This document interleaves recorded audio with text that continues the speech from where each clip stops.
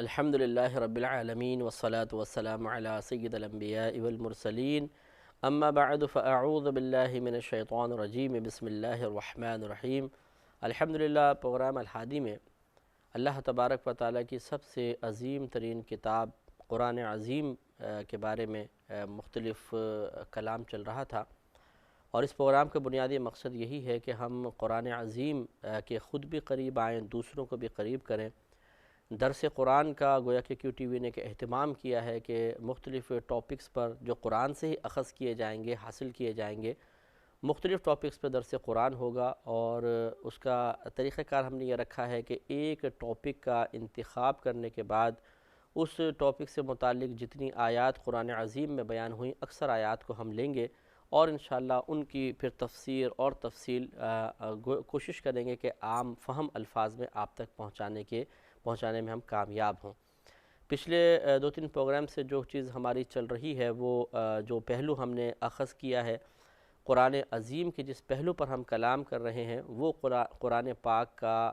اعجاز ہے۔ اعجاز کا مطلب قرآن پاک کا ایک یہ وصف ہے، عاجز کر دینا، کہ قرآن عظیم جب نازل کیا گیا تو وہ بڑے بڑے فصحاء اور بلغاء عرب کے لوگ جو مطلب اپنے فن میں ماہر سمجھے جاتے تھے اور ان کا مقابلہ کرنے سے بڑے بڑے لوگ عاجز آ گئے تھے۔ یہ قرآن بھی عربی زبان میں ہی نازل ہوا، انہی لوگوں کے درمیان نازل ہوا، لیکن فصاحت و بلاغت کے اس اعلیٰ درجے پر فائز تھا کہ کوئی اس کا مقابلہ نہ کر سکا، اور وہ دنگ رہ گئے۔ بڑے بڑے فصحاء بلغاء ان کی زبانیں بند ہو گئیں اور وہ حیرت زدہ رہ گئے کہ اس کا مقابلہ کیسے کریں۔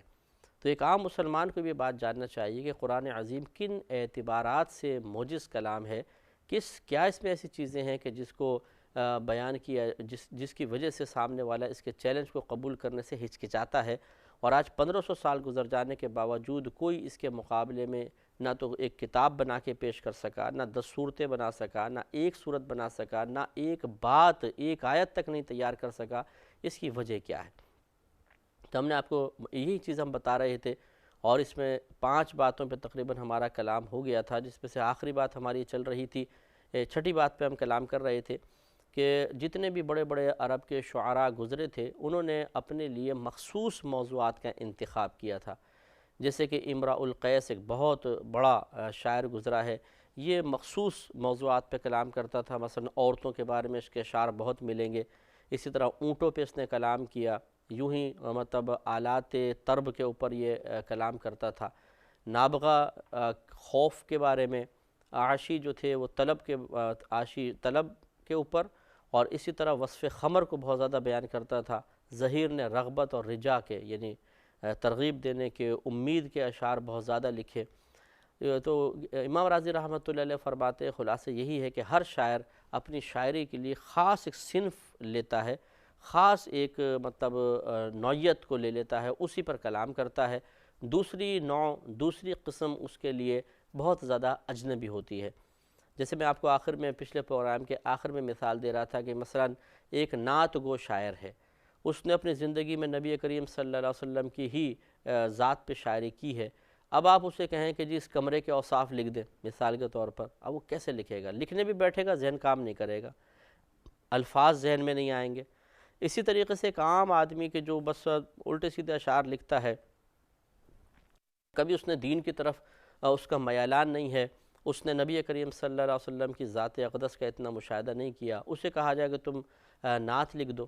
تو وہ بہت مشکل ہے کہ وہ ایک اچھی نعت لکھ سکے۔ سطحی قسم کی شاید لکھ لے لیکن اچھی نہیں لکھ سکے گا، اور اس کے لیے جو الفاظ اس مطلب سن سے متعلق اچھے الفاظ ہیں ان کے استعمال سے وہ اپنے آپ کو بالکل اجنبی اور غیر واقف پائے گا۔ قرآن عظیم کا یہی دیکھیں ایک اعجاز ہے کہ اس نے بے شمار موضوعات پر کلام کیا، بے شمار موضوعات پر، اور ہر موضوع پہ بڑے فصیح و بلیغ انداز سے کیا۔ جتنے قرآن عظیم میں فنون کے اوپر بحث ہوئی ہے، یا مطلب جتنی چیزوں کے اوپر اللہ تعالیٰ نے آیات نازل فرمائی ہیں، وہ یقینی سی بات ہے کہ ان فصحاء بلغاء جو عرب شاعر تھے ان کے لیے بالکل اجنبی تھی۔ انہیں اگر کہا جاتا ہے اچھا تم بھی ان چیزوں کے لیے لکھو تو وہ کیسے لکھتے؟ اتنے موضوعات قرآن عظیم میں لیے گئے، اتنے مضامین ہیں، اور ہر مضمون کے اوپر، ہر ٹاپک کے اوپر بہترین انداز سے فصیح و بلیغ کلام کیا گیا، جس سے واضح ہو گیا کہ یہ کسی انسان کا کلام نہیں۔ اور اب لوگ مان گئے کہ یقیناً اگر یہ ہم میں سے ہی کسی شخص کا کلام ہوتا تو خود ہم جب بڑے بڑے فصحاء بلغاء ہیں، قرآن میں بیان کردہ تمام مضامین پر آج تک ہم نے کبھی سوچا بھی نہیں ہے شعر لکھنے کے بارے میں، دوسرا کیا لکھ لے گا، اور وہ کون ہے جو لکھ کر لائے گا۔ اور نبی کریم صلی اللہ علیہ وسلم تو ویسے بھی 40 سال تک تقریباً ان لوگوں کے سامنے ایک عام طریقے سے رہے تھے، یعنی کوئی مدرسے میں نہیں جانا، کسی استاد کے پاس نہیں جانا، کوئی کتاب نہیں پڑھنی ہے، کسی سے کچھ سیکھنا نہیں ہے، اور نہ نبی کریم صلی اللہ علیہ وسلم باقاعدہ کوئی شاعری فرمایا کرتے تھے۔ آپ کو شعر نہیں کہتے تھے، قصیدے نہیں کہتے تھے کہ چلو وہ کہتے بھی آپ چونکہ شروع سے قصائد کہتے آئے ہیں اب آپ نے روش بدل لی۔ تو اس لیے نبی کریم صلی اللہ علیہ وسلم جب اس قرآن کو لے کر آئے تو ثابت ہو گیا کہ یہ آپ کی طرف سے تو ہو ہی نہیں سکتا ہے، اس لیے کہ جتنے ٹاپکس پہ اس میں فصیح و بلیغ کلام کیا گیا، بڑے بڑے شعراء اس وقت موجود شعراء نہیں کر سکتے ہیں، یعنی ان ٹاپک پہ کلام نہیں کر سکتے، ان کے بارے میں لکھ نہیں سکتے ہیں، تو پھر نبی کریم صلی اللہ علیہ وسلم کیسے لکھ کر لا سکتے ہیں؟ تو پھر ان کو چاہے زبانیں ان کی بعض اوقات اقرار نہیں کرتی تھی، ان کے دلوں کو ماننا پڑا کہ یہ مخلوق کا کلام نہیں بلکہ خالق کا کلام ہے۔ میرا رہنما کوئی اور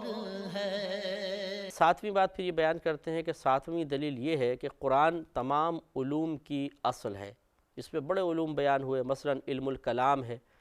علم کلام کا مطلب ہوتا ہے کہ عقیدے کو دلیل کے ساتھ ثابت کرنا، تو جس فن میں جس علم میں عقیدوں کو دلیل کے ساتھ ثابت کرتے ہیں اس کو علم الکلام کہتے ہیں۔ اور آپ دیکھیں گے قرآن عظیم میں اللہ نے بڑے عقیدے بیان فرمائے۔ اسی طرح علم فقہ، تمام کا تمام مسائل جو ہیں وہ قرآن سے نکلتے ہیں۔ اس طرح اصول فقہ، اصول جو ہم بناتے ہیں فقہ کے اصول، وہ قرآن سے ہیں۔ اس میں علم نحو بھی آپ کو نظر آئے گا، علم الصرف نظر آئے گا، فصاحت و بلاغت کا علم نظر آئے گا۔ اسی طرح زہد دنیا کا علم اور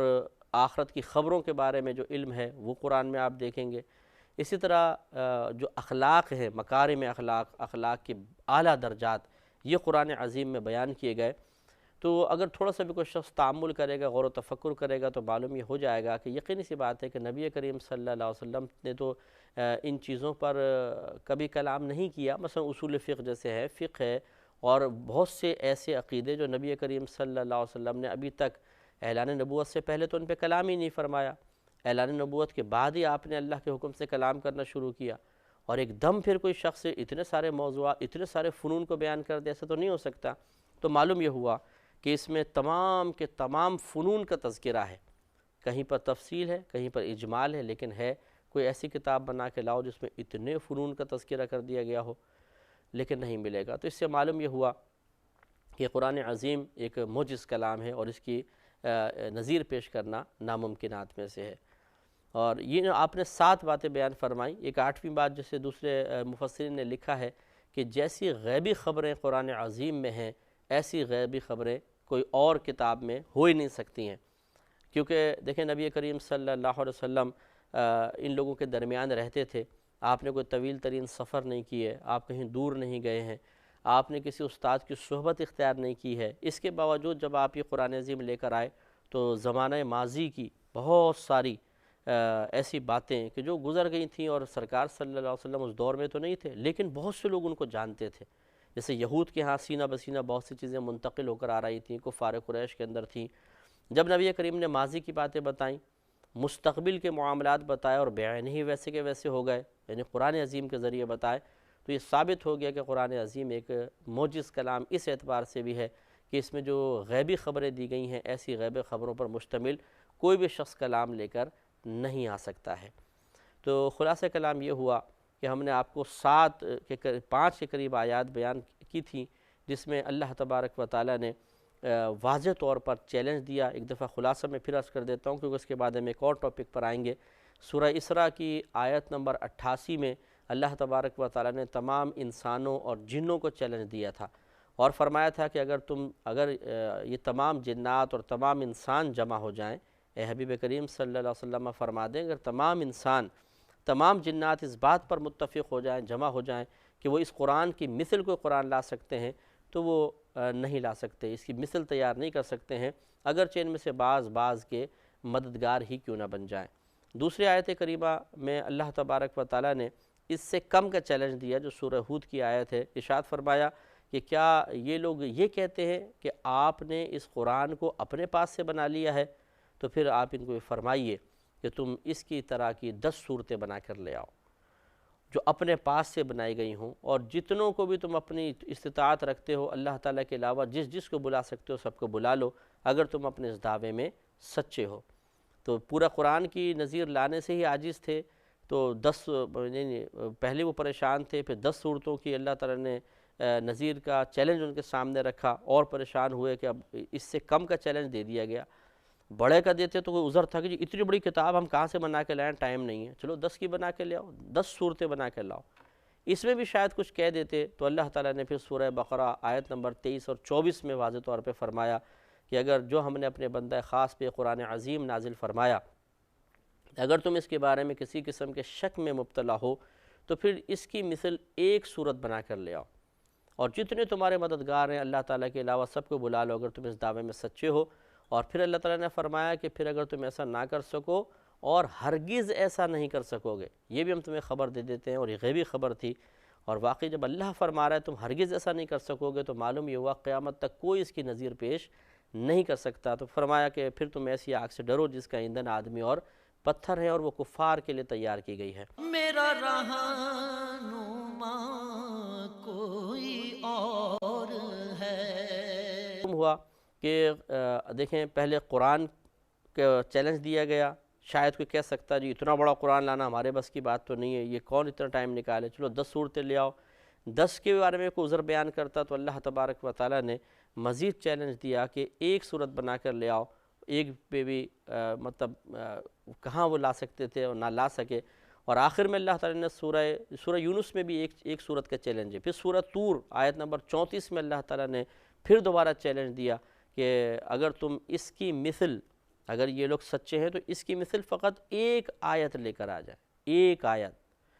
کہ جو تمام چیزوں پر مشتمل ہو، جو میں نے آپ کی خدمت میں ایک طویل ترین کلام کیا۔ تو اس سے معلوم ہوا کہ جا بجا قرآن میں چیلنج دینے کے باوجود، جو ایک مقام پر نہیں ہے تقریباً 6 مقام میں نے آپ کے سامنے بیان کیے ہیں، جب اس کے باوجود آج تک 1500 سال گزرنے کے باوجود آج تک کوئی اس کی نظیر پیش نہ کر سکا، مقابلہ نہ کر سکا، اس سے آپ کو اطمینان ہونا چاہیے کہ یہ قرآن یقیناً اللہ کا کلام ہے، کسی مخلوق کا کلام نہیں ہے۔ اس پہ مزید مطلب اپنے دلائل جمع کرنے کے لیے، ذہن کے مضبوطی کے لیے اور کسی کو سمجھانے کے لیے آپ یہ بھی کہہ سکتے ہیں کہ دیکھیے 40 سال تک نبی کریم صلی اللہ علیہ وسلم ان لوگوں کے درمیان رہے، اور آپ نے کسی استاد کی صحبت اختیار نہیں کی، کوئی کتاب نہیں پڑھی، آپ نے بہت زیادہ دور دراز کے سفر نہیں کیے، تجارت کے سلسلے میں جاتے تھے واپس آ جاتے تھے، کوئی لمبے سفر نہیں کیے۔ اس کے باوجود اور انہی عربوں کے درمیان رہتے ہوئے اور انہی کی مثل عام کلام کرتے تھے سرکار صلی اللہ علیہ وسلم 40 سال تک، جیسا آپ کا جو کلام تھا وہ آپ کرتے رہے، لیکن 40 سال کے بعد اچانک کلام کا اسلوب بدل گیا، فصاحت و بلاغت اپنے عروج پر آ گئی، غیبی خبروں کا صدور ہونے لگا۔ تو یقینی سی بات ہے کہ یہ کوئی ایسا تو نہیں ہے کہ نبی کریم صلی اللہ علیہ وسلم نے اپنے پاس سے بنایا، اپنے پاس سے بناتے تو اس سے بہت پہلے بنا لیتے، اور ایسا شخص جو کبھی کسی استاد کے پاس نہ بیٹھا، جو مطلب جس کے زمانے میں بڑے بڑے عرب لوگ فصحا موجود تھے اور وہ اس نے کوئی کتاب آج تک نہیں پڑھی، وہ ایک دم ان سے آگے بڑھ جائے،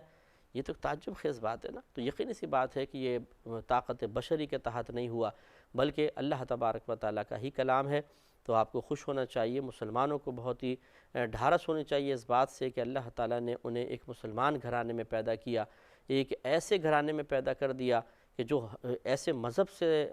اس گھرانے کا تعلق ہے کہ جو مذہب بالکل حق ہے، اور یہی مذہب والے نجات پانے والے ہیں۔ اس لیے کہ اللہ تعالیٰ نے قرآن عظیم میں واضح طور پہ کئی مقام پہ فرمایا کہ یا ایھا الذین آمنوا ادخلوا فی السلم کافہ، اے ایمان والو اسلام میں پورے داخل ہو جاؤ۔ تو ایمان والوں کو اسلام میں پورا داخل ہونے کا حکم دیا گیا، غیر مسلم کو ایمان لانے کے بارے میں ترغیب دی گئی،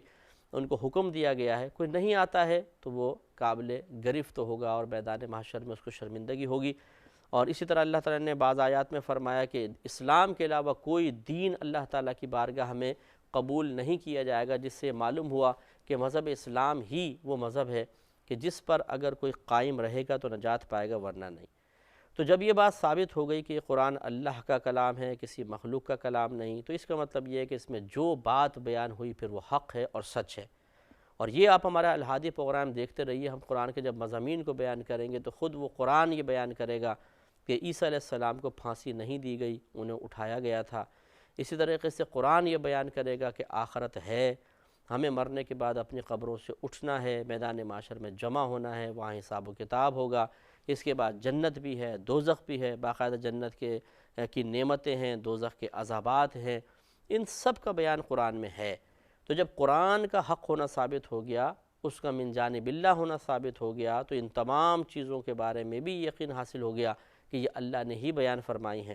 تو جب اللہ نے بیان فرمائی اور ان پر ایمان لانے کا حکم دیا تو معلوم ہی ہوا کہ پھر ایمان لانا ہی پڑے گا۔ اور اللہ تعالیٰ کے علاوہ جب کسی اور معبود کی نفی کر دی گئی، شرک کی نفی کر دی گئی، تو اس کا مطلب یہ ہوا کہ اگر کوئی اللہ تبارک و تعالیٰ کو چھوڑ کر کسی کی بھی عبادت کرے گا تو وہ عبادت قابل قبول نہیں ہوگی۔ ایسا شخص شرک کا مرتکب ہوگا، اللہ تبارک و تعالیٰ کی طرف سے سزا کا مستحق ہوگا اور وہ بچے گا نہیں۔ لہٰذا جو اگر کوئی بالفرض بہت سے لوگ پروگرام دیکھتے ہیں، کوئی غیر مسلم بھی یہ پروگرام دیکھ رہا ہو، اسے بھی توجہ کرنی چاہیے، سوچنا چاہیے، ان دلائل پہ غور و تفکر کریں کہ اور سوچیں کہ آج تک دنیا کی کوئی کتاب ایسی نہیں جس کے بارے میں کسی نے یہ دعویٰ کیا ہو کہ میری اس کتاب کی مثل لکھ کر لا کے بتاؤ، اور یہ بھی دعویٰ کر دے کہ کوئی اس کی مثل نہیں لا سکتا۔ نہیں، آج تک کبھی بھی ایسا چیلنج کسی نے نہیں دیا، صرف قرآن یہ چیلنج دے رہا ہے۔ سوچئے اس چیلنج کو آج تک کیوں قبول نہیں کیا گیا؟ ایسی کون سی کمی ہے، ایسی کون سی پریشانی ہے، ایسی کون سی قباحت ہے کہ آج تک اس کا مقابلے کے لیے کوئی تیار نہیں ہوا،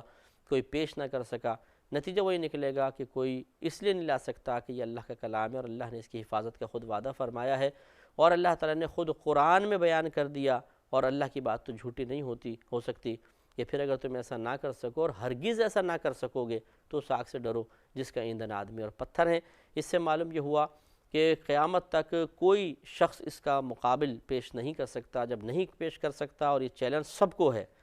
پورے ورلڈ میں جتنے لوگوں سب کو چیلنج ہے، تو پھر سوچئے کہ یہ کتاب غلط کیسے ہو سکتی ہے، اس کتاب میں بیان کردہ باتیں کیسے غلط ہو سکتی ہیں۔ جب ثابت ہو گیا کہ یہ کتاب اللہ کی ہے، اس میں تمام باتیں حق اور سچ ہیں، تو پھر عقل کا تقاضا اور فہم کا تقاضا یہی ہے کہ پھر غلط چیز کو چھوڑ دیا جائے، صحیح چیز کو اختیار کیا جائے، صحیح چیز کی اسٹڈی کی جائے، اس پہ تفکر کیا جائے، سوچا جائے، اور اپنے ذہن کو، اپنے قلب کو بدلا جائے۔ بعض اوقات ایسا ہوتا ہے کہ انسان کسی چیز کا اثر بہت زیادہ پہلے سے اس طرح قبول کیا ہوتا ہے کہ دوسری چیز کے لیے وہ اپنے ذہن میں، اپنے قلب میں جگہ نہیں پاتا ہے۔ جیسے مثال کے طور پہ کوئی ایک غلط قسم کے لوگوں کے گھر میں پیدا ہو گیا جو آوارہ گردی کرتے ہیں، چوری کرتے ہیں، ڈاکہ ڈالتے ہیں،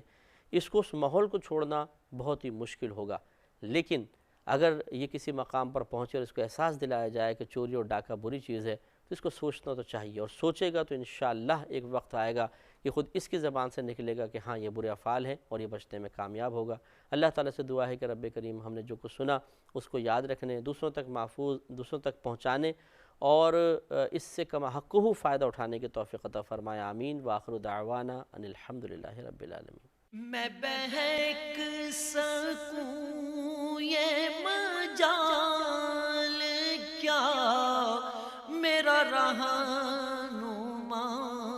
کوئی اور ہے۔